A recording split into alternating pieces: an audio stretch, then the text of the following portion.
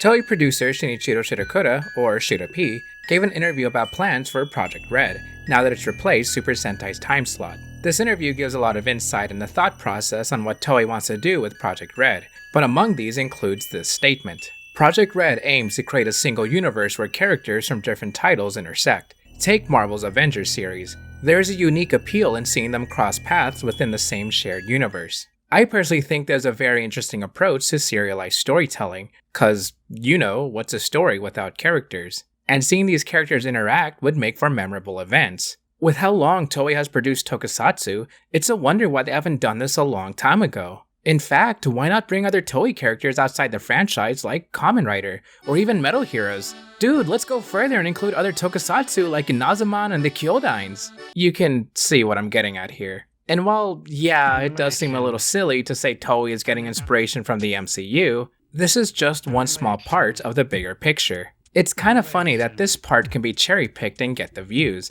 which is partly why it's the title of this video, when there's actually other elements giving better context to that statement. Right before that quote, Shira P said, "In the Sentai series, the worlds of different shows generally don't intersect, so we created new characters every year. However, this made it difficult to develop depth for any single characters." The word "generally" is carrying a lot of weight here, since I joked earlier how Sentai did have crossovers with other shows. Generally. When we think back to crossovers like Superhero Tyson, only a small handful of characters had actual focus, while the rest were only in suits and saved for the final battles. Those were just the movies, so when the crossovers happened within the actual series, it would focus on the currently airing heroes for only a couple of episodes. While that's serviceable for a one-off story and probably toy sales, Project Red wants to take an extra step, incorporating these characters more into the series as a whole, rather than being saved just for crossover events. It's a little too early to tell exactly what the plan is, and many will easily write off Project Red, but that's to be expected. To create a universe, it's necessary to produce a large number of works. It's not about whether Gavan was a success or what Omegahorn was like. It will take 2 or 3 years for the true value of the series to become apparent. When Shirakura mentioned the Avengers, he didn't specifically say Marvel Cinematic Universe or MCU, but that's most likely what he means, since it's within the same television and movie mediums as tokusatsu. However, I think that comics can be an inspiration here as well. Toei knows it takes time to create not only a shared universe, but characters to care about. This might come as a surprise, but Iron Man wasn't that A-list hero we all loved before the MCU, and the same could be said about the Avengers in general. It took time to grow faith in viewers, while using the comics and Marvel's history as building blocks to create good stories. Which brings me to a huge point. Yeah, making a cinematic universe is ambitious and cool, but the stories themselves also have to be good. To an extent. Okay, let's be honest here. The first Iron Man was pretty good, and so was Captain America the First Avenger. Thor and the Incredible Hulk, not so much. Don't get me wrong, I actually like Thor, but it seemed like critics and audiences were more on the meh side. Yeah, it'll take a couple of years to truly see the extent of Project Red's ideas, but if people don't care about the actual shows, then why care about having connecting stories? A couple of misses are allowed, we'll give some leeway, but the rest better be good enough to stay for. Was Gavan Infinity a good first step? According to Shira P, the show handled being Sentai's successor well.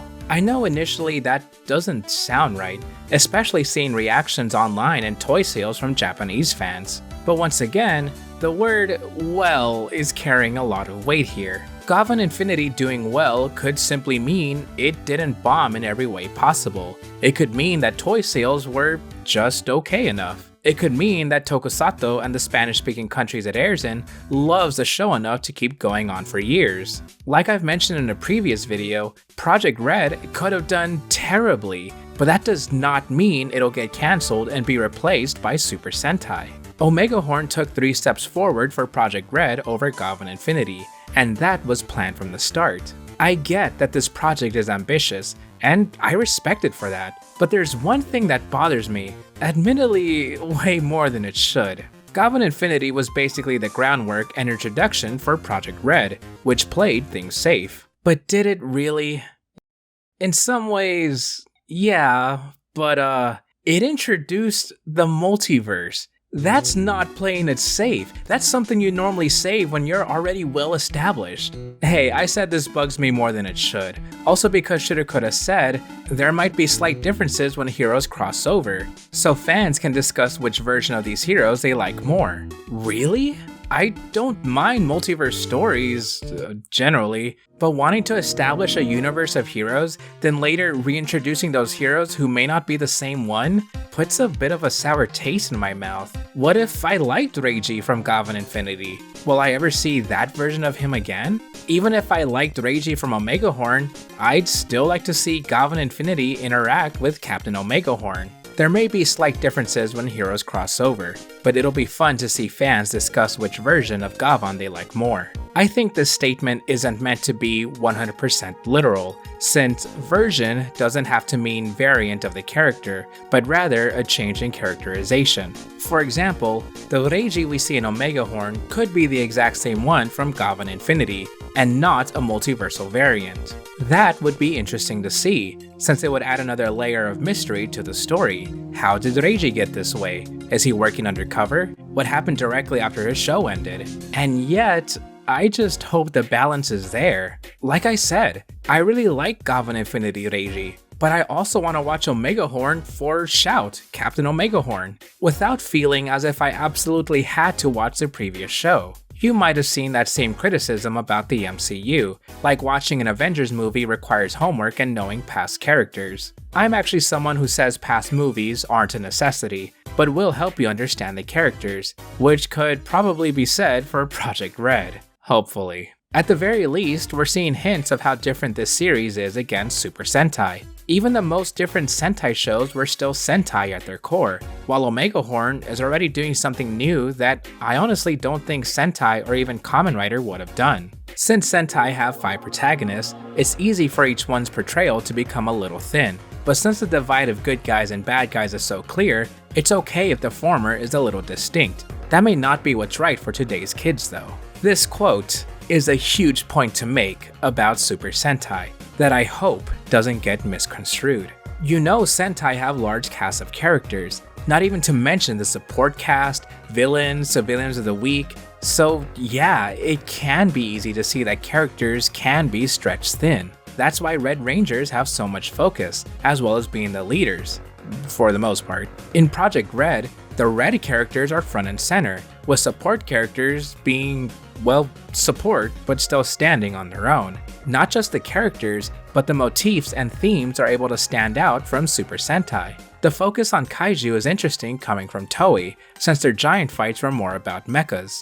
Of course, no one can come close to Tsuburaya Productions and Ultraman, but Omegahorn is showing a lot of potential in designs, sets, and practicality. The closest we have to this in Tokusatsu is Mega Monster Battle, which I highly recommend, but that's more or less standalone until you get to the Ultraman Zero movie.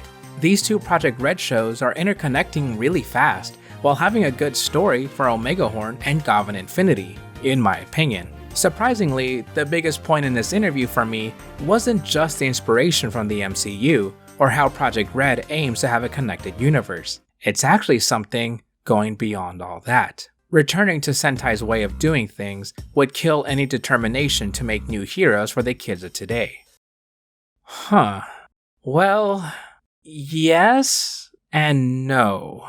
This isn't the first time it was mentioned that Sentai's production team wanted to move on to new ideas, and I kinda respect the hell out of that decision. Super Sentai has existed for generations. A 5-year-old child who watched Kyoryuger in 2013 is now an adult. Think further back to the teams who've been working on Super Sentai, probably from some of its earliest days. It just might have been time to create new heroes that aren't tied to a certain name. Marvel and DC can continuously reboot their comics and even their movies, but Super Sentai has been Super Sentai for 50 years. Kamen Rider and Ultraman may continue on, but Sentai was already falling far behind. Do I even need to compare this to Power Rangers? I'll keep repeating again and again that I did not want Sentai to end either, but I'd also like for new heroes to be introduced to a new generation. Okay, so I believe it's too early to truly understand what's coming from Project Red, But if these bits in Omegahorn are a sign of what's to come, then I'll continue being positively optimistic for the future.